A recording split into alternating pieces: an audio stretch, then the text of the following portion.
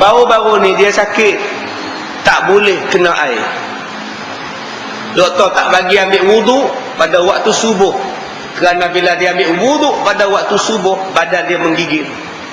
Dia tak boleh nak buat kontrol badan menggigil, maka dia guna tayamum. Walaupun belakang rumah dia sungai, tali air buat bendang, banyak air, walaupun hujan turun, walaupun paip bila buka memancut airnya keluar, tetapi tak boleh kena air. Dengan sebab tak boleh kena air, tetap kena buat tayamum. Sebab ada orang kata, buat apa belajar tayamum? Malaysia ni banyak air ustaz. Bukan macam di negara Arab, air tak ada. Kita di Malaysia ni, ya Allah, air bersimbah-simbah ustaz. Ni tak faham. Ada masanya kita sakit, tak boleh tayamum, tak boleh wuduk, kita kena tayamum. Orang yang terbakar tak boleh kena air. Orang yang luka tak boleh kena air, maka digantikan dia dengan tayamum. Yang kedua, musafir. Disebabkan dia musafir, dia duduk dalam kapal terbang, tidak ada air, dia naik kereta api, dia musafir, dia jam. Raya Cina jalan jam di lebuh raya, ada aksiden pula, sangkut di lebuh raya, semua tak boleh bergerak. Waktu dah masuk, air mineral ada 2 botol untuk minuman, tak payah wuduk dengan air mineral, tayamum saya jalan semayang. Allahu Akbar, dekat lebuh raya boleh semayang. Lori melintang di tengah jalan, macam mana nak ubah? Siapa yang rajin mengangkat lori? Selagi keren tak sampai, lagi itulah nunggu. Bila kita nunggu nak kena semayang, bila nak semayang air tidak ada.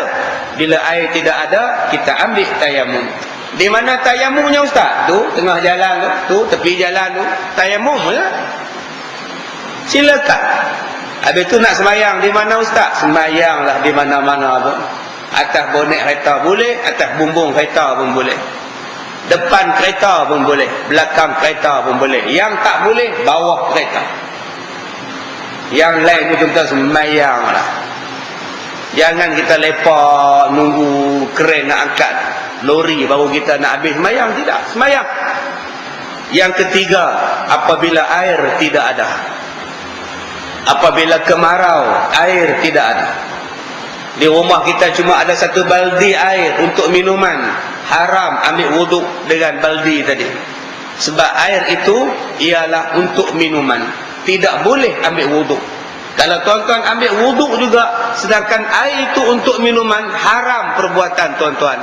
Sebab meninggalkan yang wajib, sedangkan keharusan tayamum dibolehkan. Ada suami dia tak faham.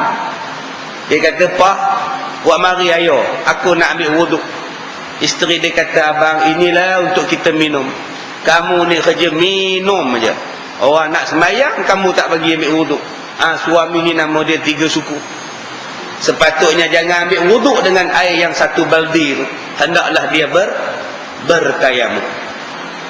Masalah ustaz, macam mana nak tayamum? Saya tak pandai. Yang ni yang kita belajar. Sebab tu kena belajar macam mana nak tayamum. Baik, firman Allah di dalam surah An-Nisa ayat 43. Dan jika kamu sakit ataupun dalam perjalanan, ataupun telah datang oleh seseorang kamu buang air besar, atau menyentuh kamu akan perempuan, maka tiada kamu dapati akan air, maka hendaklah kamu bertayamum dengan tanah yang bersih. Maka sapulah mukamu dan kedua belah tangan kamu. Surah An-Nisa ayat yang ke-43. Baik, jadi Allah Ta'ala kata tayamum 2 benda, muka dan tangan. Sebab apa tayamum? Yang pertamanya sebab sakit, tadi Allah sebut. Yang keduanya disebabkan musafir. Yang ketiga disebabkan daripada apabila buang air besar ataupun menyentuh perempuan, yakni mandi hadas besar, bersetubuh. Kalau tidak ada air, maka hendaklah bertayamum. Tuan-tuan yang dirahmati Allah, saya dah kata semalam, kadang-kadang kita ni sebut Islam, Tetapi hakikatnya banyak benda Islam yang kita tidak mengetahui. Kita sebut jihad, tapi kalau berlaku jihad, nak sembahyang macam mana? Sebab tu kita bila sebut Islam, kita kena amal. Yang kedua, kita kena ilmu betul-betul. Banyak orang yang sebut ilmu, sebut jihad, tapi ilmu tak ada. Bila datang jihad kepada dia, macam mana dia nak buat jika ilmu dia tidak ada? Kita sekarang membicarakan tayamum. Banyak orang dia suka gantung bendera. Ceramah politik siang malam dia pergi. Tapi bab nak buat tayamum dia tak pandai. Antara tayamum dengan politik, Allah tanya tayamum dulu. Politik tak faham, tak apa. Sebab politik kita jarang-jarang pakai. Politik senang, pangkah habis. Tayamum kalau tak betul, pangkah ibadat. Semayang kalau tak betul, dipangkahnya semayang. Bila semayang ditolak, politik pun ditolak.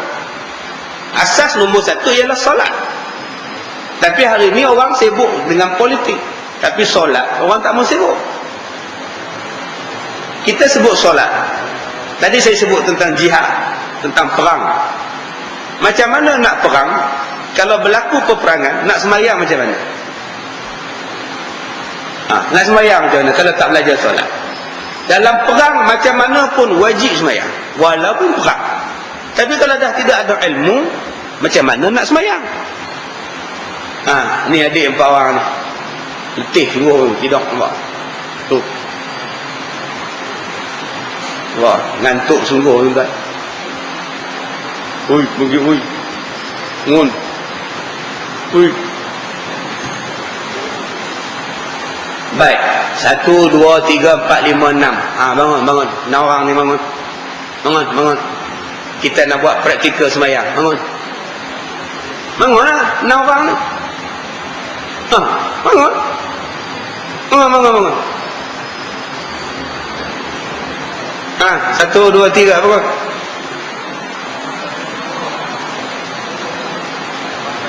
Kamu 6 orang ni bangun, buat praktikal sembahyang. Nu belakang 2 orang bangunlah. Lah, pelik budak ni. 6 orang, kamu berenam bangun. 6 orang bangun. Bersyukurlah ustaz pilih kamu 6 orang. Baik, sekarang saya nak ajar pada tuan-tuan cara-cara semayang dalam perang. Tahu tak cara semayang dalam perang? Tahu tak? Tak tahu. Pasal apa tak nak bangun?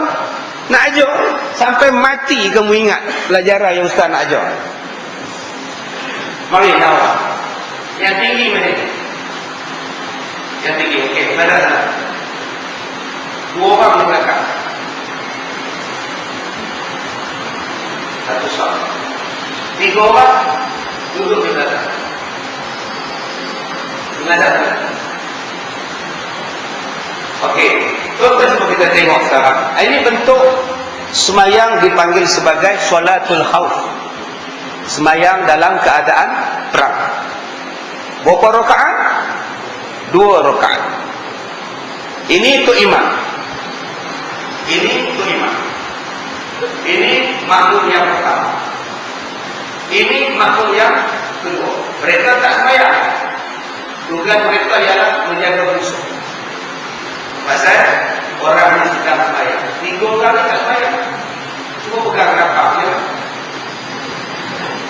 Cuba buat praktikal. Pegang kapal, boleh bayar. Bayarkan kapal, dia pegang. Saya tak boleh dia. Jadi 3 orang ni sedang menjaga musuh. Jadi yang ini untuk imam semayang dia 2 rakaat. Yang ini 1 rakaat dan 2 rakaat. Baik, sekarang cuba kamu angkat takbir. Angkat. Okey. Maka semayanglah mereka mengikut makmum berimam kan? Imam. Rukuk imam. Makmum. I'tidal. Bangun. Sujud. Sujud. Duduk. Sabarlah tu belakang pun. Awal benar ke bangun ni. Tok Imam sujud. Okey, bangun rakaat yang kedua. Baik, bila masuk rakaat yang kedua, Tok Imam hendaklah memanjangkan bacaan.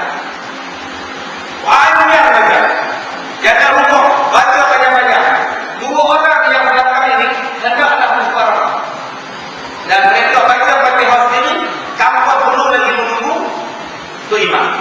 Rukuk. Dan habis Fatihah rukuk. Dan Tok Imam